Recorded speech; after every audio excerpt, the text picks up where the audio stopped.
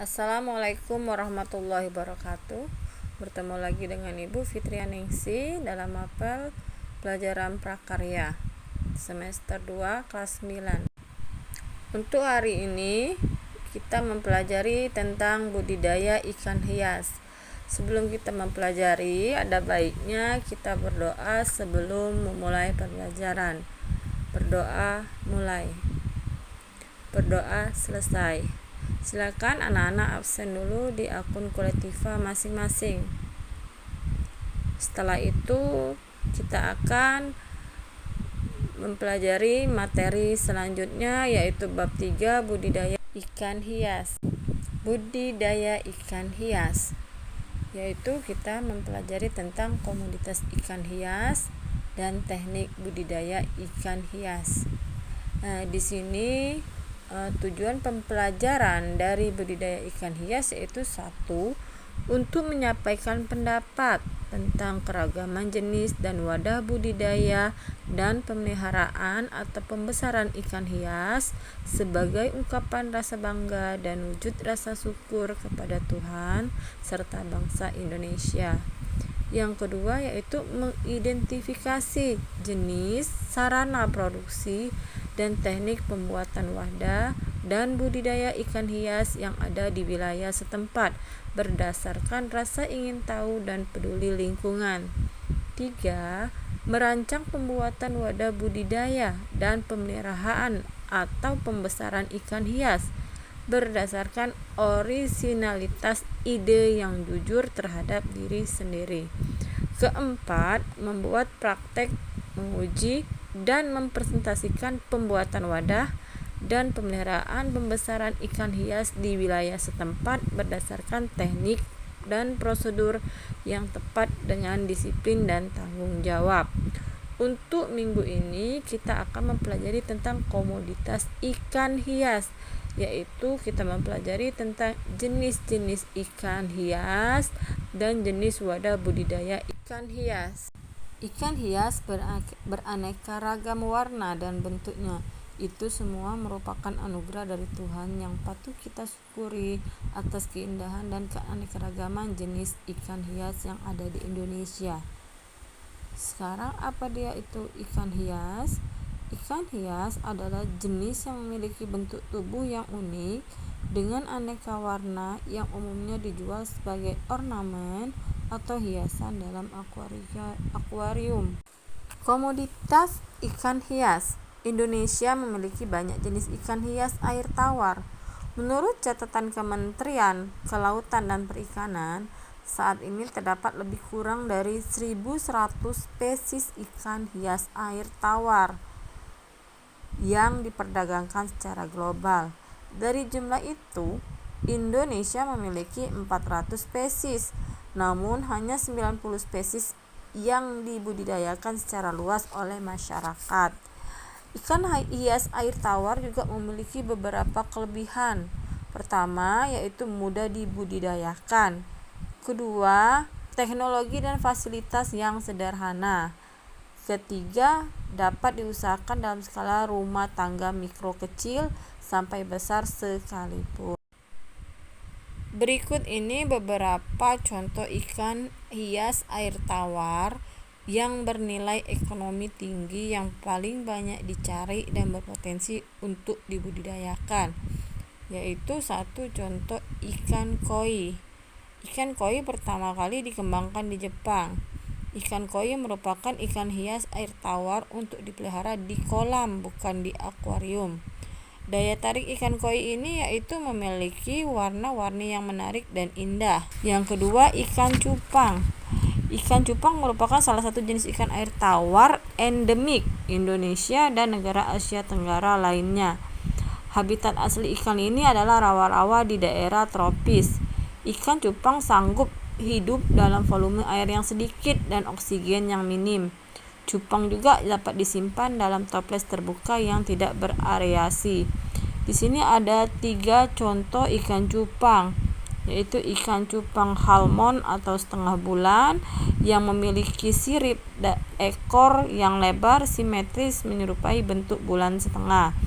Yang kedua yaitu crown tail atau ekor mahkota, ikan cupang yang memiliki sirip dan ekor yang menyerupai sisir sehingga dinamakan serit. Yang ketiga, plakat halmon, yaitu bentuk badannya hanya mirip dengan cupang laga, tapi jenis plakat halmon mempunyai ekor dan sirip yang lebih indah. Yang ketiga yaitu arwana. Arwana merupakan salah satu jenis ikan endemik. Di Indonesia banyak ditemukan di perairan air tawar, yaitu Kalimantan dan Papua. Dahulu, ikan arwana ini didapat dari perburuan di alam bebas, namun saat ini sudah bisa dibudidayakan di kolam-kolam. Yang keempat, ikan mas koki. Ikan mas koki pertama kali dikenal sebagai ikan hias Cina, namun yang memperkenalkan ikan koki ke seluruh dunia adalah bangsa Jepang. Yang kelima, ikan gupi. Ikan gupi berasal dari wilayah Amerika Tengah dan Amerika Selatan. Gupi sangat mudah beradaptasi sehingga cepat meluas penyebarannya serta mudah dibudidayakan. Yang keenam, ikan lohan. Ikan lohan dikenal dalam bahasa Inggris yang bernama flowerham chilid. Tidak ditemukan di dalam alam bebas. Ikan lohan ini mempunyai sifat agresif dan jika dilepas ke perairan umum dapat menjadi predator jenis ikan lainnya. Yang ketujuh, ikan discus berasal dari perairan Amazon. Karena bentuknya seperti piringan dengan warna-warni atraktif, sifat ikan ini sangat tenang dan gerakannya lambat, sehingga disebut raja akuarium. Nah, dari inilah beberapa contoh ikan air.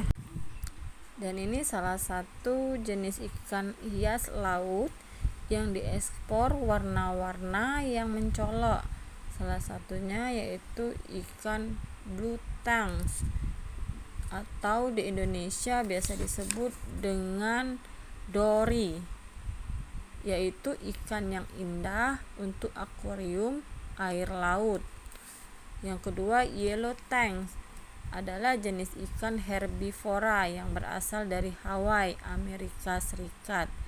Yellow tangs ini populer dipelihara di akuarium. Merupakan ikan yang cukup tangguh dan tidak mudah terjangkit penyakit white spot. Yang ketiga, clownfish atau badut. Ikan badut yang sering dijumpai kadang ada di film kartun Nemo. Ikan ini hidup pada daerah perairan tropis dangkal dan bersimbiosis dengan anemon sebagai habitat. Sarana dan peralatan budidaya ikan hias. Dibutuhkan sarana, produksi, dan teknik yang tepat agar produksi lebih optimal, yakni satu, bahan. Apa saja yang diperlukan? Pertama, benih. Adalah anak ikan dari dimulai menetas sampai ukuran tertentu ikan yang akan digunakan untuk kegiatan usaha budidaya ikan berikutnya. Selanjutnya, air. Air mempunyai peranan penting dalam kegiatan budidaya.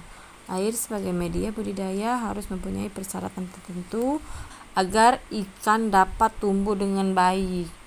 Yang ketiga yaitu pakan. Pakan itu nutrisi untuk pertumbuhan ikan. Yang keempat yaitu obat-obatan. Pada proses pemeliharaan sangat memungkinkan munculnya penyakit ikan. Hal itu dapat dihindari dengan mengendalikan kualitas air agar dapat terjamin. Jenis obat-obatan yang sering digunakan yaitu methylene blue atau mencegah jamur, yaitu kalium permanganat mencegah jamur. Yang kedua yaitu alat yang digunakan untuk budidaya ikan hias yaitu adanya penggaris, serokonamid atau jaring. Ketiga, alat sortir, timbangan, dan baskom atau bak plastik. Yang selanjutnya selain wadah yang di atas, peralatan yang diperlukan yaitu ada instalasi aerasi. Instalasi aerasi ini tidak perlu terlalu kencang, maka di ujung selang aerasi bisa menggunakan batu aerasi. Aerasi bisa diatur dengan menggunakan keran aerasi. Selanjutnya, wadah budidaya ikan hias. Di sini ada beberapa contoh wadah budidaya ikan hias. Yang pertama, kolam. Di sini ada dua jenis kolam, yaitu adanya kolam yang dibuat dengan menggunakan batu dan semen Yang kedua, kolam yang terbuat dari terpal. Yang kedua yaitu dari bak. Bak yang umum digunakan dalam budidaya ikan hias terbuat dari fiber. Wadah bak digunakan untuk pemeliharaan ikan dan pada lahan yang sempit dan praktis. Ketiga, akuarium. Akuarium ini adalah salah satu wadah budidaya yang digunakan untuk pemeliharaan sekaligus ajang refreshing pada hobi karena mampu menjadi penghibur dan kejenuhan. Inilah yang Ibu jelaskan mengenai komoditas ikan hias dari jenis dan wadah alat yang digunakan untuk pemeliharaan budidaya ikan hias. Untuk selanjutnya minggu depan kita mempelajari tentang teknik budidaya ikan hias, di mana di situ akan kita pelajari tentang persiapan wadahnya dan teknik cara pemeliharaan ikan hias. Baiklah, Ibu akhiri. Wassalamualaikum warahmatullahi wabarakatuh.